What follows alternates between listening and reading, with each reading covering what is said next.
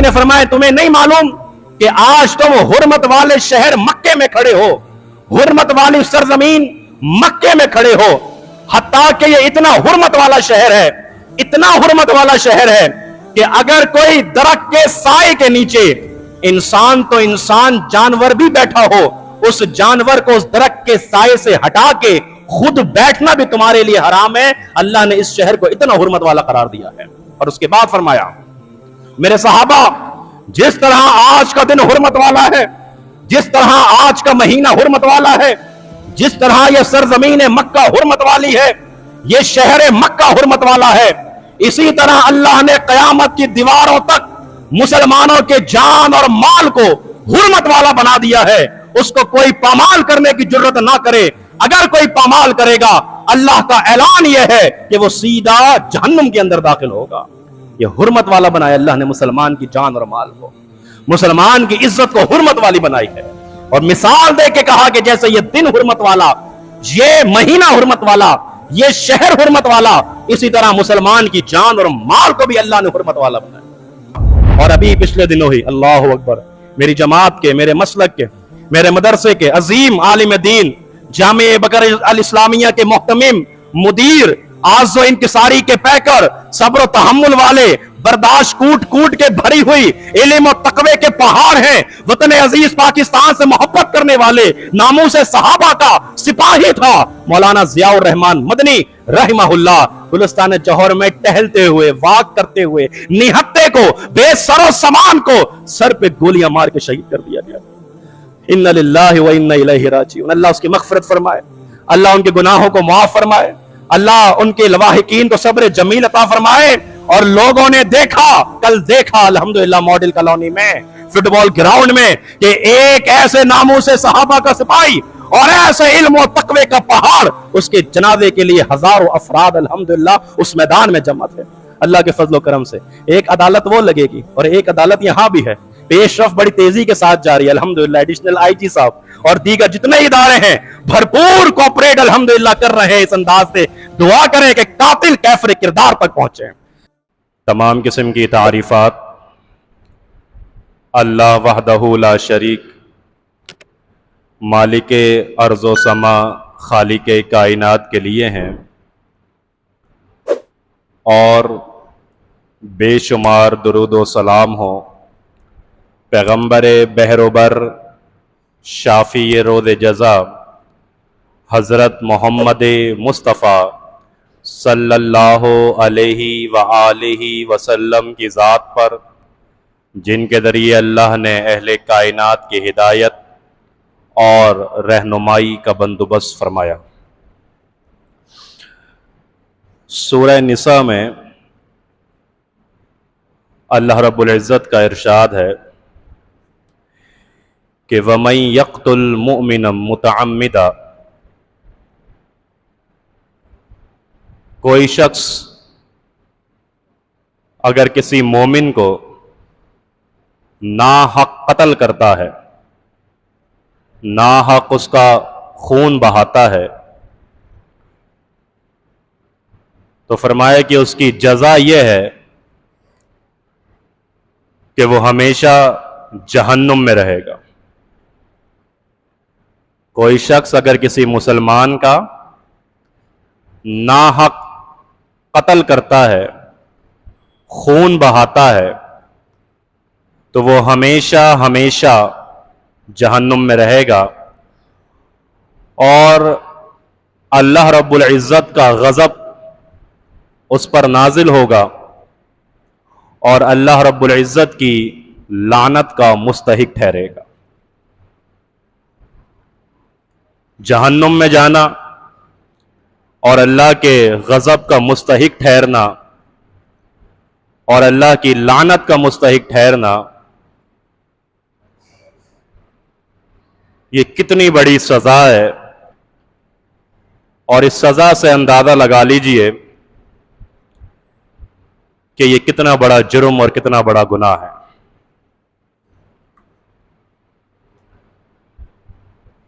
नबी रहमत सल्लल्लाहु अलैहि वसल्लम ने इरशाद फरमाया, सैयदना अनस बिन मालिक رضی اللہ تعالیٰ عنہ حدیث کے راوی ہیں. صحیح بخاری کی حدیث ہے. اللہ کے نبی صلی اللہ علیہ وسلم نے کبیرہ گناہوں کی فہرست بتائی کہ بڑے بڑے گناہ کون سے ہیں، کبیرہ گناہ اللہ کے نزدیک کون سے ہیں. تو اس میں سب سے پہلا جو کبیرہ گناہ لسٹ میں درج کیا گیا وہ اللہ کے ساتھ شرک کرنا ہے. شرک کرنا کبیرہ گناہ ہے، بدترین گناہ ہے. دوسرا فرمایا کہ والدین کی نافرمانی کرنا، والدین کی حکم عدولی کرنا، والدین کی معصیت، فرمایا یہ دوسرا کبیرہ گناہ ہے. اور تیسرا کبیرہ گناہ کسی کی ناحق جان نکال لینا، کسی مسلمان کو ناحق قتل کر دینا، فرمایا یہ بھی کبیرہ گناہ ہے. اور اس کبیرہ گناہ کی جو سزا ہے وہ اللہ کا قرآن ہمیں بتا رہا ہے اور بڑے واضح انداز سے بتا رہا ہے. حتیٰ کہ نبی رحمت صلی اللہ علیہ وسلم نے ارشاد فرمایا کہ کل قیامت کے دن جو سب سے پہلا سوال کیا جائے گا وہ سب سے پہلا سوال نماز کے متعلق ہوگا. نماز کے متعلق تم سے پہلا سوال کیا جائے گا، لیکن سب سے پہلے اگر کوئی مقدمہ درج ہوگا اللہ کی عدالت میں اور اللہ کی عدالت میں کوئی مقدمہ دائر ہوگا اور اس مقدمے کی سنوائی ہوگی تو وہ قتل جیسا گناہ ہوگا کہ جو سب سے پہلے اس مقدمے کی اللہ رب العزت کل قیامت کے دن سنوائی کرے گا. مقدمے اور بھی ہوں گے، معاملات اور بھی ہوں گے، لیکن سب سے پہلے جو عدالت قائم کی جائے گی اور جس مقدمے کے لیے کی جائے گی وہ قتل کے ہوں گے. ناحق قتل، زندگیاں ویران کر دیں، بچے یتیم کر دیے، گھر برباد کر دیے، گھر اجڑ گئے. کس طرح سے؟ اللہ اکبر، اللہ ہم سب کے جان اور مال کو محفوظ رکھے. حالات یہی ہیں کہ مسلمان کے خون کی کوئی حیثیت نہیں ہے، مسلمان کی جان کی کوئی حیثیت نہیں رہی ہے. کس طرح پچھلے دنوں بھی باپ اور بیٹے کو کورنگی میں بک اسٹال پر ڈکیتی کی مزاحمت میں باپ اور بیٹا دونوں قتل کر دیے گئے، خون بہا دیا گیا. اور نہ جانے کتنے سینکڑوں اور ہزاروں واقعات میرے سامنے اور آپ کے سامنے ہیں. یہاں تو جو ہو رہا ہے، پیش رفت ہو رہی ہیں، معاملات چل رہے ہیں، کیسز لگے ہوئے ہیں، ایف آئی آر کٹ رہی ہیں، لیکن ایک مقدمہ، ایک عدالت کل قیامت کے دن وہ بھی لگے گی کہ جب ہمارا منصف اللہ رب العزت ہوگا، جس کو کسی گواہ کی ضرورت نہیں ہے، جس کو کسی مدعی کی ضرورت نہیں ہے، اس کو معلوم ہے کہ کیا ہوا ہے کیا نہیں ہوا ہے. کس طرح ایک نہتے اور بے بس مسلمان کو انہوں نے قتل کر دیا، کس طرح بے سر و سامان انسان کا خون بہا دیا، پیچھے بچے، بیوی، گھر بار، ماں باپ کس طرح ویران ہو گئے. عدالت تو لگے گی نا، عدالت لگے گی. تو یہ اتنا بڑا جرم ہے، اتنا بڑا گناہ ہے کہ اس کی سزا صرف یہی ہے کہ تم ہمیشہ جہنم میں رہو گے اور اللہ کی لعنت کے مستحق ٹھہراؤ گے. اسی لیے نبی رحمت صلی اللہ علیہ وسلم نے یہ بھی ارشاد فرمایا تھا، بھائیوں توجہ سے سنیے، کہ وہ وقت آنے سے پہلے پہلے اپنی نیکیوں میں اضافہ کر لو، اپنے اعمال میں نیکیوں کو درج کروا لو، اپنے اعمال میں، نامہ اعمال میں اعمال صالحہ درج کروا لو. کون سے وقت آنے سے پہلے پہلے؟ فرمایا قرب قیامت ایک وقت آئے گا، نہ مسلمان کی جان محفوظ ہوگی، نہ مسلمان کا مال محفوظ ہوگا. نہ مسلمان کی عزت محفوظ رہے گی. اس وقت سے آنے سے پہلے پہلے اپنی نیکیوں میں اضافہ کر لو. کیا پتا زندگی کے کس موڑ پر اور زندگی کے کس انداز میں تمہارا خاتمہ کر دیا جائے, تمہیں مار دیا جائے, تمہیں قتل کر دیا جائے. اسی لیے اس وقت کے آنے سے پہلے پہلے اپنے نامہ اعمال میں نیکیوں کا اضافہ کر لو. تھوڑی سی آواز کر سب کم کرو. کہ جس وقت کسی مسلمان کی عزت اور جان اور مال محفوظ نہیں ہوگا, اندازہ لگائیے کہ کیا ہوگا. اسی لیے نا کہ آپ گھر سے باہر نکلے اور تھوڑا سا گھر سے باہر جا کر آپ کو معلوم نہیں ہے, آپ تو کاروبار کے لیے نکلے ہیں, آپ تو بچے کو اسکول لینے کے لیے نکلے ہیں, آپ تو دیگر اپنے معاملات کو سدھارنے کے لیے نکلے ہیں, لیکن اچانک کوئی گولی آ جاتی ہے اور کوئی ڈکیت آ جاتا ہے اور وہ آپ کا خاتمہ کر دے, میرا خاتمہ کر دے, تو کم سے کم نیکیاں تو پیچھے ہونی چاہیے. اسی لیے اللہ کے نبی نے فرمایا نیکیوں میں اضافہ کرو تاکہ کوئی حسرت باقی نہ رہے, کوئی حسرت باقی نہ رہے. اس سے پہلے پہلے اپنی نیکیوں میں اضافہ کر لو. حجت الوداع کے موقع پہ نبی رحمت صلی اللہ علیہ وآلہ وسلم نے ارشاد فرمایا تھا, لوگوں جانتے ہو آج کون سا دن ہے؟ صحابہ کرام فرمائے لگے کہ ہمیں معلوم تھا کہ آج کون سا دن ہے, لیکن ہم یہ سمجھے کہ شاید اللہ کے نبی آج کوئی اس دن کا نیا نام رکھنے والے ہیں, اس لیے ہم خاموش رہے. اللہ کے نبی علیہ الصلوۃ والسلام نے فرمایا کیا تمہیں معلوم نہیں کہ آج یوم النہر ہے, اور یہ یوم النہر حرمت والا دن ہے, حرمت والا دن, آج کا دن حرمت والا دن ہے. اور جانتے ہو کہ مہینہ کون سا ہے؟ صحابہ کہتے ہیں ہمیں معلوم تھا کہ مہینہ کون سا ہے, لیکن اس کے باوجود ہم خاموش رہے. اللہ کے نبی علیہ الصلوۃ والسلام نے فرمایا کیا تمہیں نہیں معلوم کہ یہ حرمت والا مہینہ ذوالحجہ کا مہینہ ہے؟ آج دن بھی حرمت والا ہے, آج مہینہ بھی حرمت والا ہے. میرے صحابہ, جس سرزمین پہ تم کھڑے ہو اور جہاں تم ابھی موجود ہو, تمہیں معلوم ہے یہ شہر کون سا ہے, یہ سرزمین کون سی ہے؟ صحابہ کہتے ہیں ہمیں معلوم تھا لیکن ہم خاموش رہے.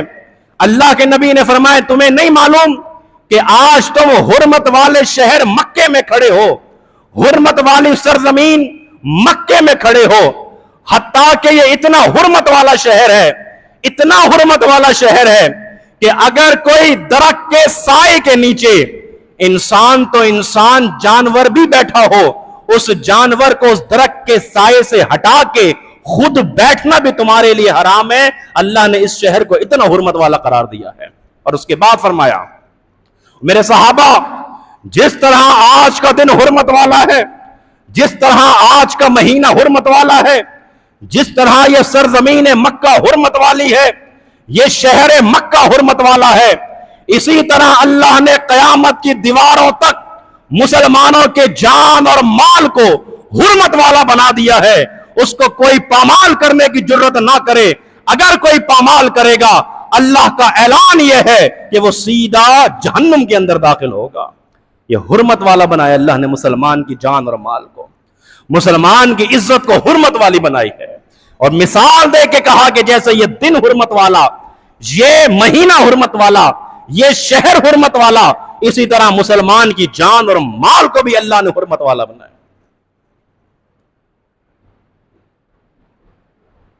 سیدنا ابو ہریرہ رضی اللہ تعالیٰ عنہ ارشاد فرماتے ہیں, اللہ اکبر, نبی رحمت صلی اللہ علیہ وسلم نے ارشاد فرمایا تھا کہ اگر کوئی شخص کسی مسلمان کو قتل نہ کرے, قتل نہ کرے, صرف قتل کا ارادہ کرے, قتل کا ارادہ کرے, قتل نہ کرے, صرف قتل کا ارادہ کرے, اور یا پھر قتل کرنے کا حکم پاس کرے اور یہ کہہ دے کہ اقتل, اس کو قتل کر دینا, اس کو مار دینا, حتیٰ کہ یہاں پہ بس نہیں کی اللہ کے نبی نے. اللہ کے نبی علیہ الصلوۃ والسلام نے فرمایا کہ یہ اقتل لفظ بھی وہ پورا ادا نہ کرے, صرف آدھا حکم جاری کرے. سیدنا سفیان بن عیینہ رحمہ اللہ سے کسی نے پھر پوچھا تھا, حضرت یہ آدھا حکم کیا ہوتا ہے؟ ہمیں معلوم ہے کہ اقتل کا مطلب یہ کہ اس کو قتل کر دو, آرڈر جاری ہو گیا, حکم جاری ہو گیا, لیکن یہ آدھا حکم کیا ہوتا ہے؟ فرمایا گیا, بتایا گیا کہ اگر کوئی اقتل نہ کہے, صرف آدھا اق کہہ دے, الف اور قاف, پہلے الف قاف اور تے اور لام, لیکن اگر یہ بھی نہ کہے اور صرف اق کہہ دے, فرمایا یہ ایسا بد نصیب انسان ہے, یہ ایسا بد نصیب شخص ہے, یہ ایسی بد نصیب ذات ہے کہ کل قیامت کے دن جب یہ آئے گا اللہ کے سامنے, اس کی پیشانی پہ لکھ دیا جائے گا کہ تو آج کے دن اللہ کی رحمت سے بالکل نا امید ہو جا, بالکل نا امید ہو جا, آج کے دن تو بالکل نا امید ہو جائے. کس کے لیے کہا گیا؟ اس انسان کے لیے کہا گیا کہ جو قتل نہیں کرتا, بلکہ آرڈر بھی پورا پاس نہیں کرتا, بلکہ صرف آدھا کہتا ہے, آدھا حکم جاری کرتا ہے, اس کی پیشانی پہ لکھ دیا جائے گا کہ تو آج اللہ کی رحمت سے بالکل نا امید ہو جا. تو سوچئے جو شخص قتل کر دے, جو انسان کسی مسلمان کا ناحق خون بہا دے, تو سوچئے اس کا حشر کیا ہوگا اور اللہ رب العزت اس کے ساتھ کیا سلوک کرے گا. اسی لیے اگر آج کسی کا دل دکھایا ہے, یا کسی کے بارے میں یہ سوچ رکھی ہے, یا ارادہ کیا ہے, یا کوئی اور معاملہ کبھی زندگی میں ایسا ہوا ہے, معافی مانگ لیجئے, معافی مانگ لیجئے. حقوق اللہ تو اپنی جگہ پر, حقوق العباد اپنے مقام پر موجود ہے. دل دکھایا ہے یا اس طرح کا ذہن میں شیطان نے فطور ڈالا ہے, کبھی معافی مانگ لیجئے. اور یہ یاد رکھیے کہ اللہ رب العزت قادر ہے اس چیز پر کہ جس کے ساتھ آپ نے زیادتی کی ہے, چاہے وہ مر بھی گیا ہے, چاہے وہ مر بھی چکا ہے, اللہ رب العزت بھی, تو اللہ سے معافی مانگے گا, اللہ تیرے لیے اس کو راضی کرنے پر قادر ہے, اس کو بھی راضی کرے گا اللہ. معافی مانگ لیجئے. ایسا نہ ہو کہ کل قیامت کے دن گریبان پکڑ لیا جائے اور کھینچ کے وہ لے کر آئے اور یہ بتائے اللہ کی عدالت میں کہ دیکھو یا میرے رب, اے میرے اللہ, اس نے کل دنیا میں میرے ساتھ یہ ظلم کیا تھا کہ میں نہتا تھا, میرے پاس اسلحہ نہیں تھا, میں بے سر و سامان تھا, اور اس نے میرا خون اس طرح سے بہا دیا تھا اور میری پوری کی پوری دنیا کو اجاڑ کے رکھ دیا تھا. جب اللہ کے سامنے شکایت ہوگی تو سوچیں پھر کیا ہوگا. لیکن اس سے پہلے کسی کے ساتھ بھی کوئی زیادتی کی ہے, کسی کے ساتھ بھی کوئی ناانصافی کی ہے, کسی کے ساتھ بھی کوئی ظلم کیا ہے, اگر آپ کے ساتھ ظلم ہوا ہے یا آپ نے ظلم کیا ہے, میرے بھائیوں اور دوستوں, اس دن کے آنے سے پہلے اپنا حساب خود کر لیں کہ جب اللہ رب العزت ہمارا حساب شروع کر دے گا. سیدنا انس بن مالک رضی اللہ تعالیٰ عنہ بیان فرماتے ہیں کہ ہم اللہ کے رسول صلی اللہ علیہ وسلم کے ساتھ تشریف فرما تھے, مجلس لگی ہوئی تھی, بیٹھے ہوئے تھے.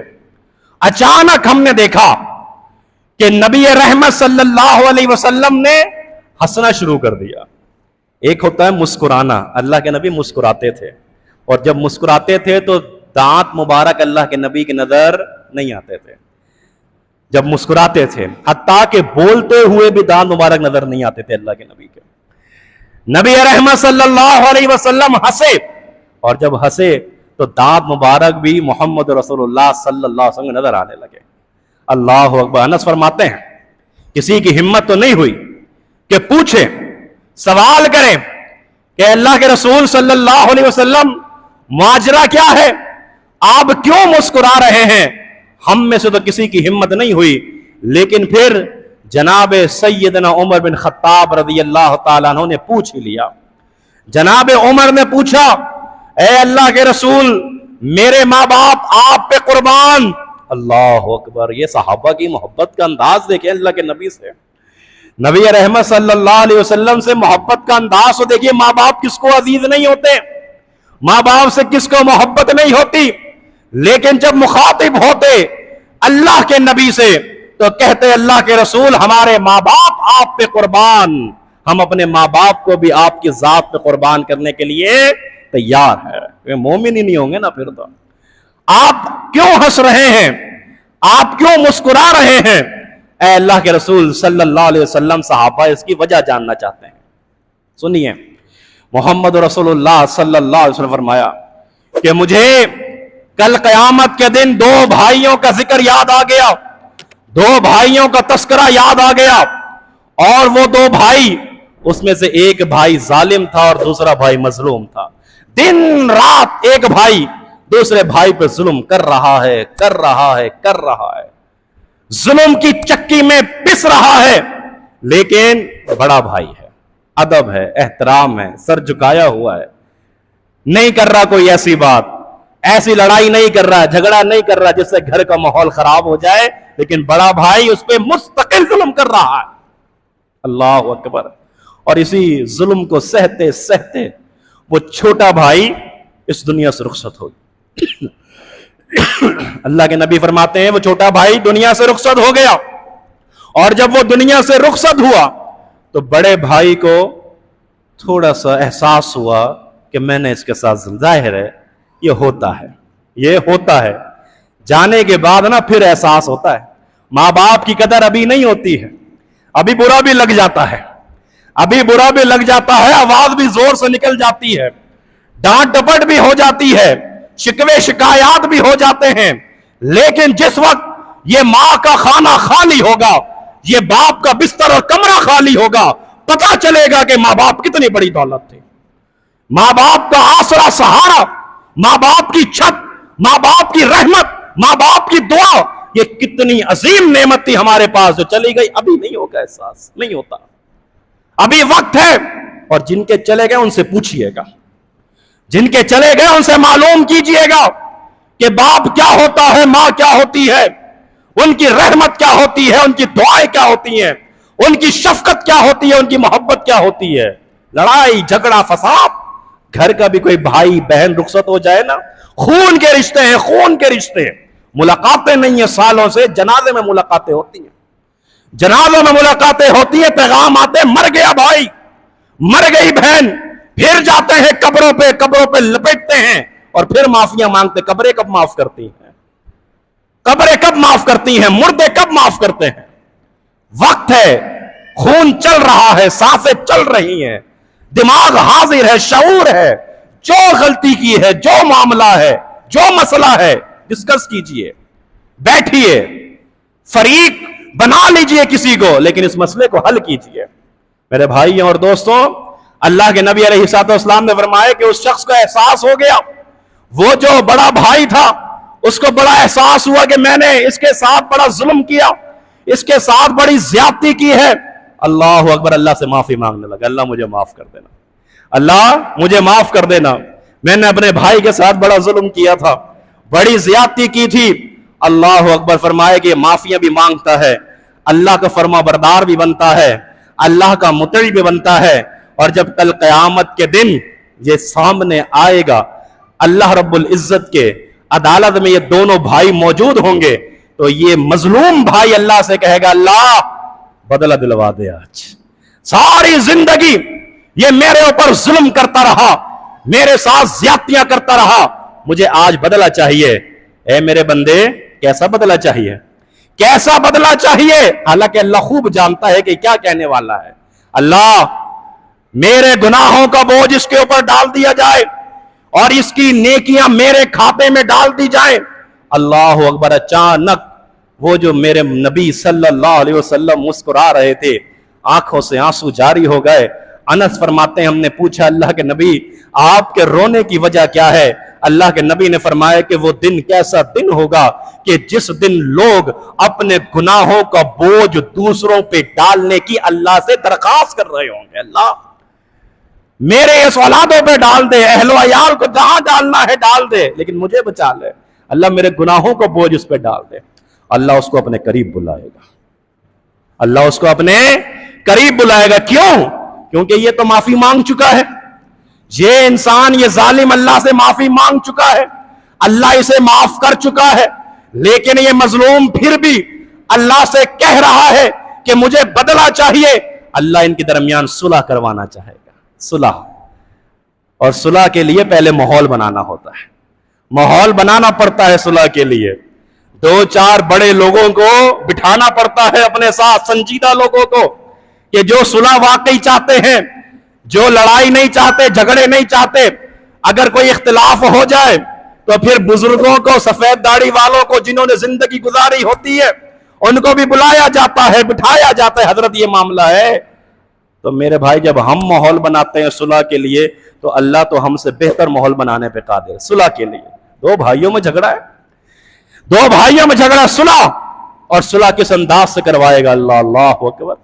اللہ کے نبی علیہ الصلوۃ والسلام نے ارشاد فرمایا، اللہ رب العزت کہے گا میرے بندے اپنی آنکھوں کو بند کرو، اپنی آنکھوں کو بند کرو. وہ اپنی آنکھوں کو بند کرے گا.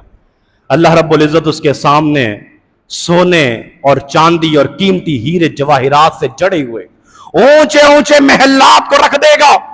وہ بلند اور بالا عمارتیں دیکھے گا. اور جب وہ اپنی آنکھیں کھولے گا اللہ اس سے پوچھے گا کیا دیکھا؟ اللہ کو معلوم ہے کیا دیکھا، اللہ کو معلوم ہے کیا دیکھا، لیکن اللہ پوچھے گا کیا دیکھا؟ وہ کہے گا اللہ خوبصورت ترین عالی شان عظیم الشان عمارتیں، سونے اور چاندی سے جڑی ہوئی، قیمتی ہیرے جواہرات سے جڑی ہوئی بلند اور بالا محلات دیکھے ہیں. اللہ کہے گا جانتے ہو کس کے ہیں؟ جانتے ہو؟ اے اللہ بڑے خوبصورت ہیں، عالی شان ہیں، نبیوں کے ہو سکتے ہیں، انبیاء کے ہو سکتے ہیں، صدیقین کے ہو سکتے ہیں، شہداء کے ہو سکتے ہیں. اللہ کہے گا نہیں بھائی، یہ برائے فروخت ہیں، یہ محلات، یہ عظیم الشان بنگلوز، یہ بہترین قسم کی عمارتیں، یہ برائے فروخت ہیں، فور سیل ہیں. خریدار کون ہے؟ کیسے خریدیں گے؟ بنو خریدار، تم بنو خریدار، تمہارے لیے برائے فروخت ہے. اللہ قیمت کیا ہے؟ کون سی کرنسی ہے؟ کون سے پیسہ، روپیہ، درہم، دینار، یورو، پاؤنڈ، ڈالر کیا چلے گا آج قیامت کے دن؟ فرمایا یہ سب نہیں چلنے والا، آج یہ چلے گا، اس کی قیمت یہ ہے. اگر تم اس کو خریدنا چاہتے ہو تو اپنے بھائی سے جو بدلے کا مطالبہ کر رہے ہو اس کو چھوڑ دو، بدلے کا مطالبہ چھوڑ دو، اور اس کا ہاتھ اپنے ہاتھ میں لو، اس کو معاف کرو، اور اس کا ہاتھ اپنے ہاتھ میں لے کر میری رحمت کے ساتھ جنت میں داخل ہو جاؤ، بلند اور بالا عمارتوں میں داخل ہو جاؤ، عظیم الشان محلات میں داخل ہو جاؤ. اس کے بعد اللہ کے نبی نے فرمایا صحابہ سے، میرے صحابہ اللہ تمہارے درمیان صلح چاہتا ہے، لڑائی نہیں چاہتا، فساد نہیں چاہتا، جھگڑا نہیں چاہتا، قتل و غارت گری نہیں چاہتا، خون ریزی نہیں چاہتا، بلکہ اللہ رب العزت تمہارے درمیان امن چاہتا ہے، سلامتی چاہتا ہے، عزت چاہتا ہے، ایک دوسرے کا ادب اور احترام چاہتا ہے. اور تم بھی ایک دوسرے کو یہ سوچ کے معاف کر دیا کرو کہ میں اس کے گناہ کو معاف کر دوں یا اس کی غلطی کو معاف کر دوں، اللہ رب العزت میری خطاؤں کو معاف فرما دے گا. بھائیوں، دوستوں، ماں اور بہنوں، گرہ باندھ لیجئے اور بٹھا لیجئے اپنے سینے میں کہ اگر کوئی غلطی ہوئی ہے، کوئی کوتاہی ہوئی ہے، کوئی ظلم ہوا ہے، کوئی زیادتی ہوئی ہے، گناہ کی اس وقت معافی مانگ لو، وقت ہے. اور ناحق جو قتل کرنے والے لوگ ہیں ان کو بھی چاہیے، ان کے لیے بھی اللہ سے ہدایت کی دعا کریں، ہدایت کی دعا. اور اگر ہدایت نہیں ہے تو پھر جو اللہ نے سورۃ النساء میں ان کا حشر لکھا ہے اللہ رب العزت ان کے ساتھ وہ لازمی کرے گا. اللہ کا وعدہ، اللہ اکبر، اپنے وعدے کے خلاف اللہ نہیں جاتا، اپنی خبر کے خلاف اللہ کبھی نہیں جاتا. اور ابھی پچھلے دنوں ہی اللہ اکبر میری جماعت کے، میرے مسلک کے، میرے مدرسے کے عظیم عالم دین، جامعہ بکر الاسلامیہ کے محتمم، مدیر، آز و انکساری کے پیکر، صبر و تحمل والے، برداشت کوٹ کوٹ کے بھری ہوئی علم و تقوی کے پہاڑ ہیں، وطن عزیز پاکستان سے محبت کرنے والے، ناموس صحابہ کا سپاہی تھا مولانا ضیاء الرحمن مدنی رحمہ اللہ.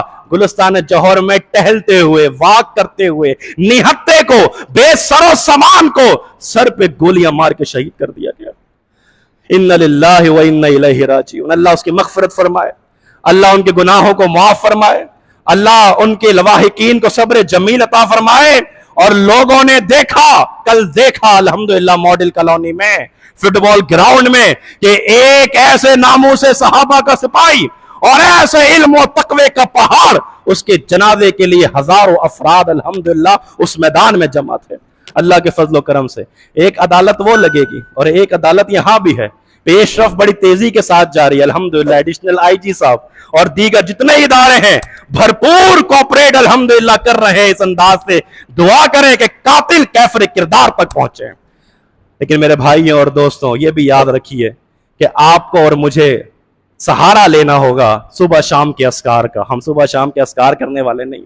قرآن مجید جتنا بھی مٹی میں لپٹا رہے گا نا, میرا دل بھی اس سے زیادہ مٹی میں گرد آلود رہے گا. کھولیے اس کو, پڑھیے اس کو, ایک رکو پڑھیے, ایک صفحہ پڑھیے, لیکن اپنی جان اور مال کو اس طرح سے اللہ کے حکم سے محفوظ ہم رکھ سکتے ہیں. اللہ سے دعا اللہ ہم سب کو خاتمہ ایمان پہ فرمائے.